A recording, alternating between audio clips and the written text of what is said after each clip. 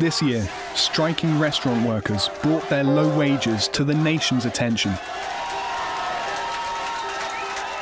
But what many Americans don't know is that low-wage workers are often being cheated out of what little they do make.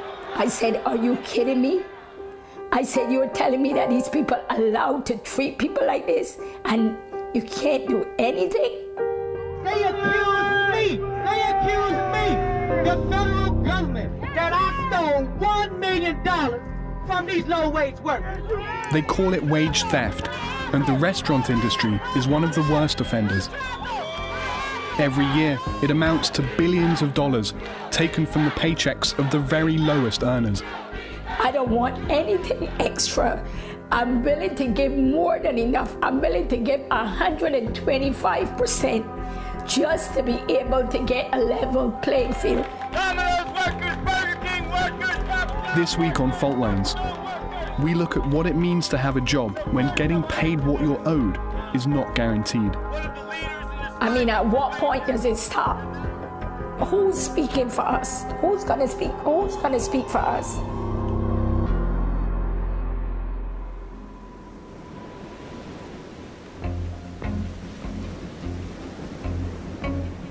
The US is now a low-wage economy. Tens of millions of people in America are currently working low-paid jobs. Many of them are based here in Florida. In this state, 1 out of every 10 jobs is in a restaurant.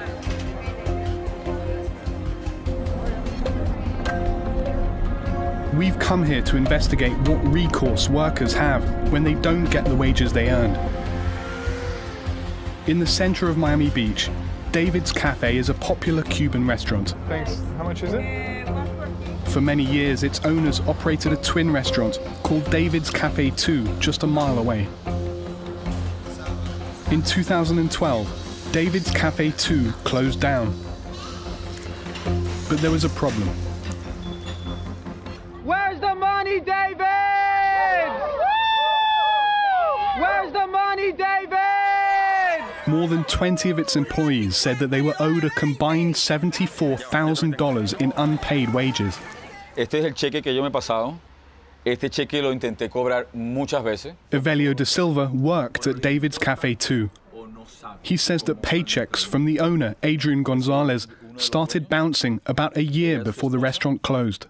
Es una frustración, pero no puedes hacer más nada. Te dan los cheques, la gente tiene 3, 4 cheques, van al banco y no hay dinero.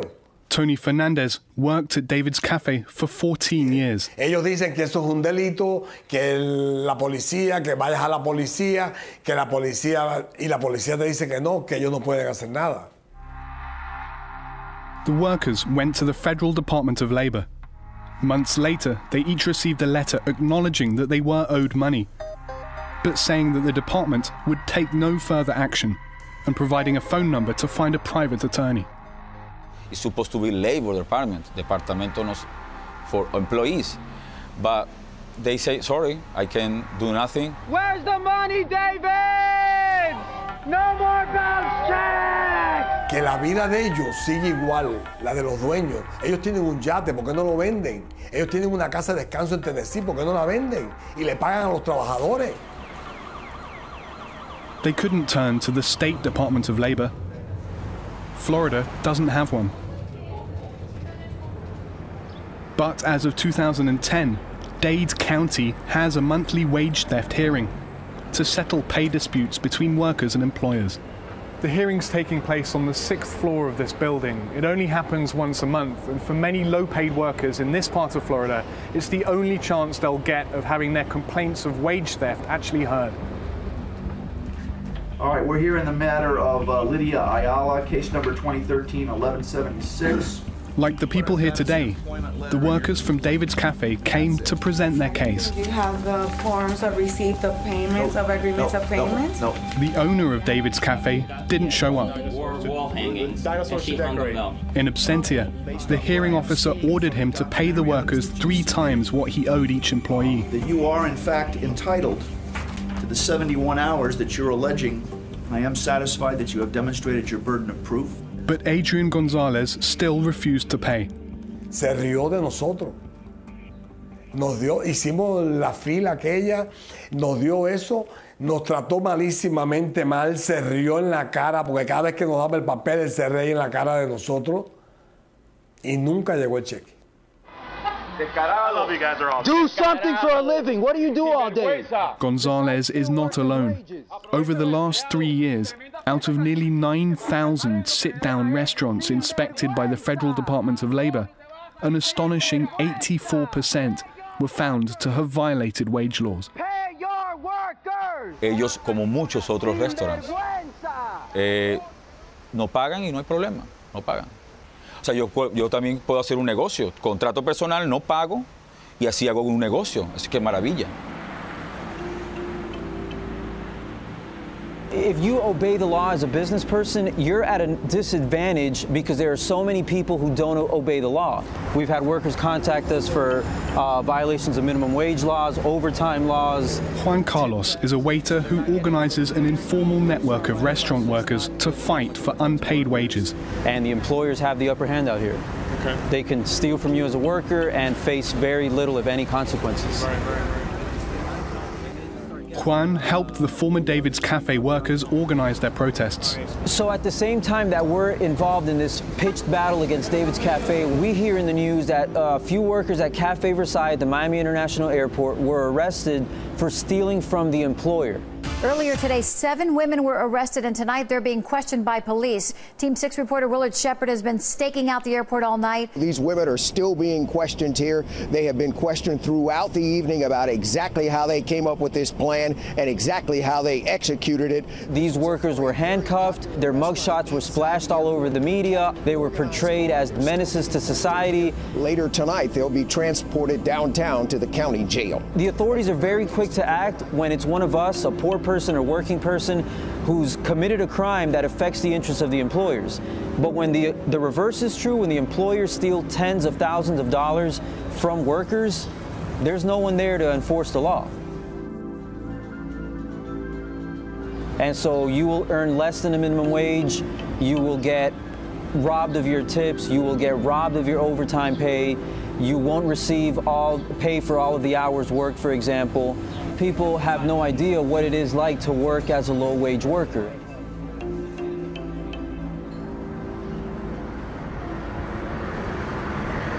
Mr. Gonzalez, excuse me, Mr. Gonzalez, could you explain why you haven't paid your workers?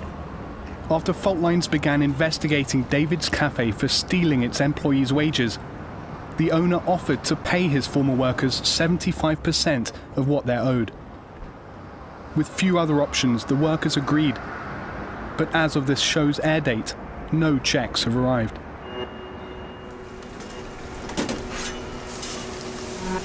Restaurant workers have little power.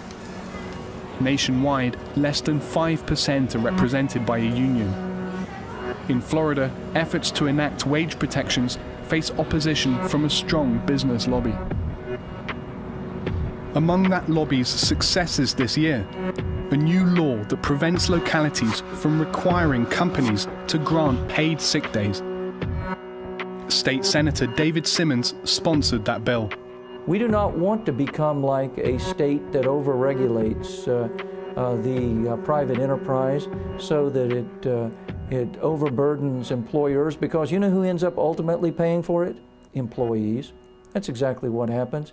You overburden employers with regulations and obligations, and they're not free to treat their employees the way we know they want to treat them, and that is with respect and with as high a pay as they can possibly get by with paying and be competitive. In the majority of cases, employees they have a wonderful relationship with their employer, and low-paid workers in Florida? Also, low-paid workers in Florida, if you want to call them low-paid, we have a very, very strong legal system here. But we've met employees who've been, through that system, and the court has found in their favor, they still haven't got the money back. They still haven't been able to. You can't make. I mean, one thing is true here in the United States, that if the defendant doesn't have any money, you can have a judgment against that person, but you can't send them to jail because they can't pay their debts or don't pay their debts. That's just a fact of life. The food service industry recorded sales last year of over $600 billion. It is the largest employer of minimum wage jobs in the country. Jobs that can leave full-time workers below the federal poverty threshold. In nearby Fort Lauderdale, Gloria Lewis prepares dinner every Sunday for some of the city's homeless population. I'm a waitress, but I've been cooking from the time I was 8 years old. On the islands, you gotta cook. I'm sorry. If you're gonna get a husband, you better cook. She and her husband started the effort on their own, buying the groceries and distributing the meals. Recently, a church group started helping them. And so what we do, we go here, then we come here, then we go to another spot right over there. Lower income jobs, $7, $8 an hour. If you do the calculations and the cost of living, there's no money there. Give me a bottle of water, please. Gloria says that for most of the people she feeds, the jobs available are restaurant work, if they can get them. Listen to me, it's gonna be all right. Gloria knows what it's like. She's been working in Florida restaurants for over 20 years, but she still makes minimum wage. You want something to eat, man? She also estimates she's lost about $19,000 in unpaid wages over several jobs. Hey, how you doing, man? The first place that I worked, I knew the wages were stolen. The problem is you need the job. So it's only after I'm not on the job anymore that I go after these employers. While I'm on the job, I'm not going to do anything. Gloria is a rarity. She has successfully sued 3 of her former employers for wage theft. Here, guys. All 3 restaurants settled outside of court. Come get the food. He fired me. Then I went for my money. Why didn't you say anything earlier? I need a job. How are we going to say anything? If everybody else there is accepting the situation, who am I to think that I'm going to go in there and change something and still have a job when everybody has been there forever and they accept it? You really think little old me? Especially a little black girl. Oh, please. They'll throw me out in a heartbeat.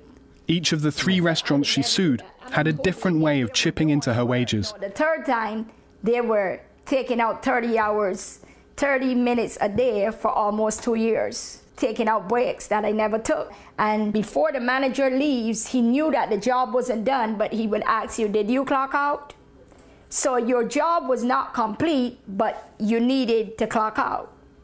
So I would clock out and stay there to finish the job. Other restaurants also cheated her in smaller ways, but she didn't go through the time and expense to sue. And it's not like it's only me. They're not singling out me. That's just across the board what is being done.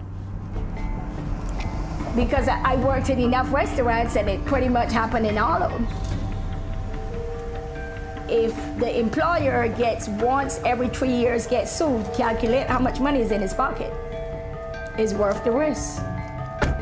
One of the premises that has made America as great as it is a court system in which anyone who has been wronged gets a fair day in court. It doesn't go to court. There's a settlement agreement with a gag order, meaning that I'm not allowed to tell anyone else on the job or anywhere that I sued, I got my money. So what do I do in my resume in the last 10 years? Tell the people what did I do for 10 years. So there you go. This is why ain't nobody doing anything about it.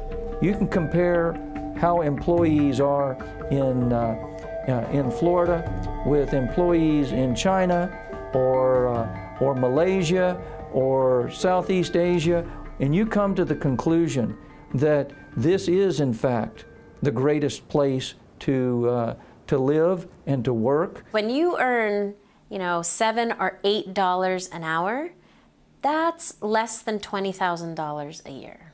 Saru Jayaraman is the co-founder of the Restaurant Opportunities Center, a non-profit group that works to improve conditions for restaurant workers. The restaurant industry as a whole reported just a few months ago record high profits coming out of this incredible economic crisis. They're doing quite well.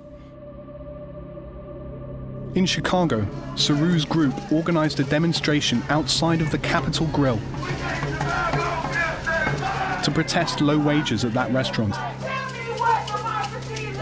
The Capitol Grill is owned by Darden Restaurants, the largest full-service restaurant company in the world. Do you guys accept that? Do we accept this? Are we gonna keep fighting? Yeah! Darden also owns other well-known chains like Olive Garden, Red Lobster, and Longhorn Steakhouse. At the protest, we met Alfredo Galdames, who washed dishes at the Capitol Grill for a little over a year. He said he soon noticed that the managers were clocking him out before he was done working. La tercera vez, le pregunté al chef, ¿por qué me ponchan si yo estoy aquí trabajando? Y si no le gusta, esa es la puerta.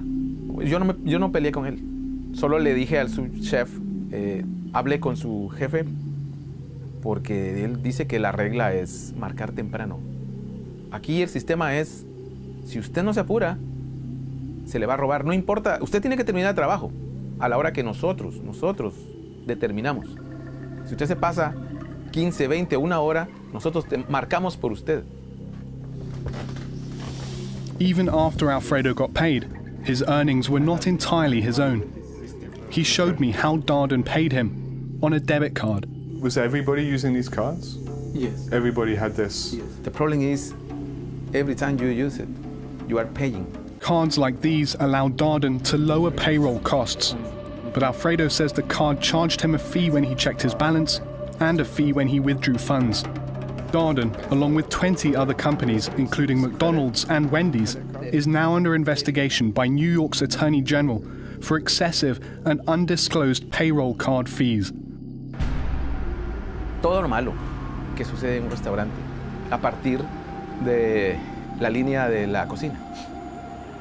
Es un lugar elegante, un restaurante fino, y entonces uno cree que es un gran lugar para trabajar, pero no.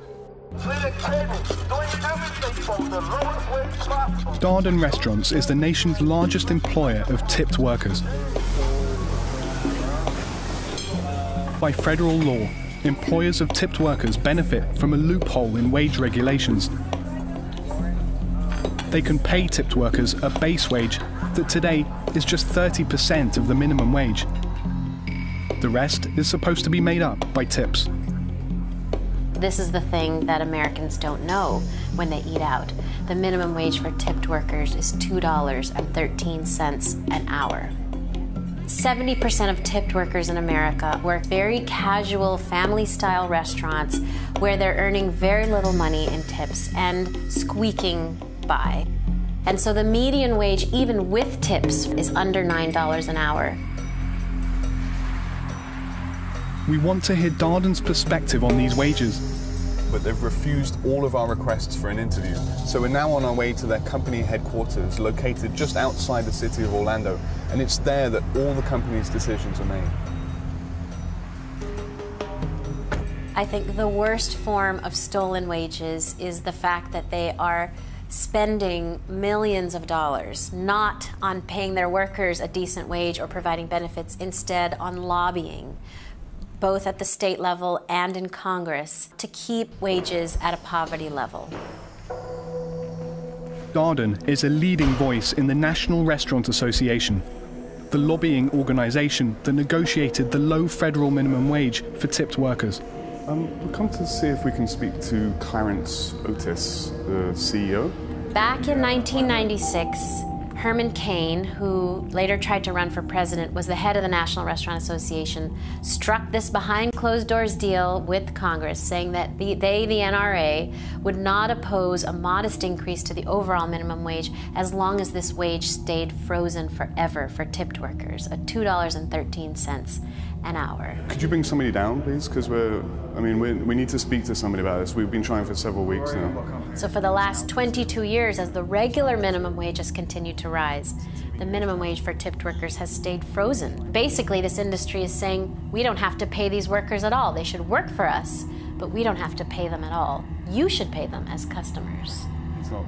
With tens of thousands of tipped workers, That adds up to a great deal for Darden's management. We can actually see that Darden's been listed as one of the 100 best companies to work for, despite the fact that they've paid out nearly $14 million in lawsuits relating to wage theft of their lowest paid employees. Both Darden and the National Restaurant Association declined to be interviewed for this story.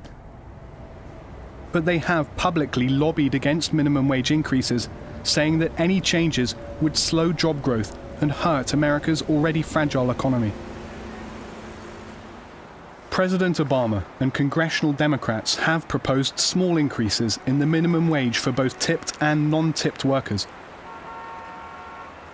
But the proposals haven't moved far in Congress.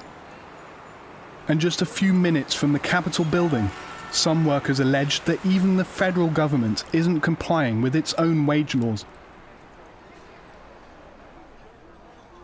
This is the Ronald Reagan building, home to dozens of federal agencies, including the Department of Customs and Border Protection. At lunch, the food hall fills up with tourists and government workers. The restaurants in this food hall are actually federally contracted businesses, but the workers here claim they're owed nearly $1 million in unpaid wages. Many workers allege they didn't get overtime pay. Some say they got even less than DC's hourly minimum wage of $8.25. Trabajado 3 años, a veces 72 horas por semana, ganando $6.50, sin ningún pago de overtime. Antonio Venegas started working in the food court in 2010. Okay, ya trabajé durante un año por $6.50, a lo cual un año después pedí aumento. A lo que me negó el aumento, me dijo que no, que $6.50 era bien pagado para una persona así como latina como nosotros.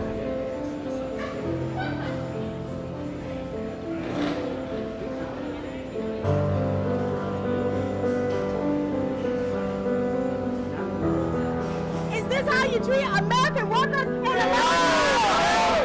In May of this year, Antonio spoke at one of several one-day strikes in DC to protest wage theft and low wages. The next day, he was arrested and detained by immigration officials for 4 days.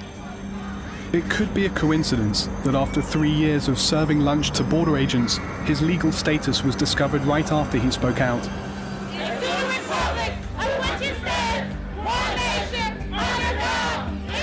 But even if Antonio had been paid the federal minimum wage, he would have made only about $15,000 a year. More than 3 million people work full-time on this wage, but still live in poverty. And since the recession, nearly 60% of jobs added have been in low-wage work. These are private relationships that do not need to be over-regulated by government. Fundamentally, the problem is one in which workers don't have power, in the restaurant industry or in the economy at large. It is the fastest growing sector of the U.S. economy. It is the industry that's out there. These are the jobs that are out there. This increasingly is American work. This is the job.